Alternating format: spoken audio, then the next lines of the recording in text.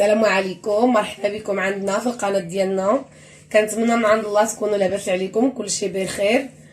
كنتمنى من عند الله تفرجوا في الفيديوهات اللي كنعلق ويعجبوكم. ايوا اليوم جبت لكم واحد الوصفه اللي هي سهله بزاف. الناس كيسقسيوني كيقولوا لي كيفاش كتعدل الثومه والربيع ديالك وكتخليهم في الثلاجه.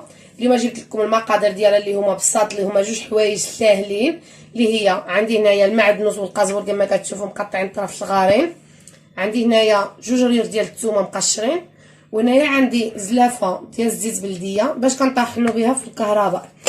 باش كنطحنوا كنحتاجوا الماكينه ديال الطحين عاديه، يعني ماشي شي حاجه غريبه. دابا غادي نوريكم الطريقه ديال العمل اللي كنعدل انا.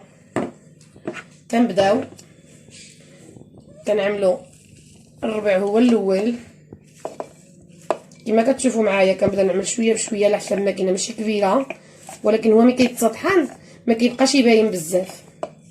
نعملوا الربيع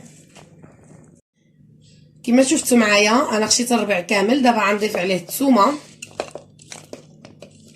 انا قلت لكم عندي جوج ضرير ديال الثومه اللي انا قشرتهم وجدتهم وغسلتهم من قبل، وتا الربيع غسلتهم من قبل ونقيتهم. كنضيف عليهم زلافه ديال الزيت. انا عملت الزيت ديال العود على حساب انا في الدار ما كنستعملش الزيت بيضه بزاف، كنفضل ناكل الزيت ديال العود على حساب الطياب ديال العيال صغارين وكلشي. كيف ما شفتوا ها هي الطحانه عاديه ديال اليد.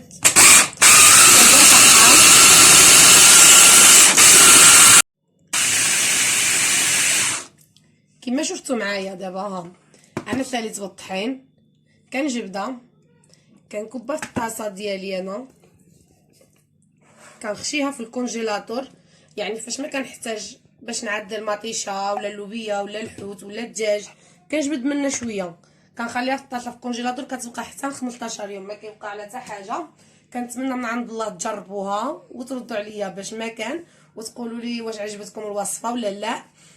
طلعوا لي فراسكم وشاركوا معنا. الا كتعرفوا شي واحد باغي يشارك حتى هو مرحبا به عندنا. السلام عليكم.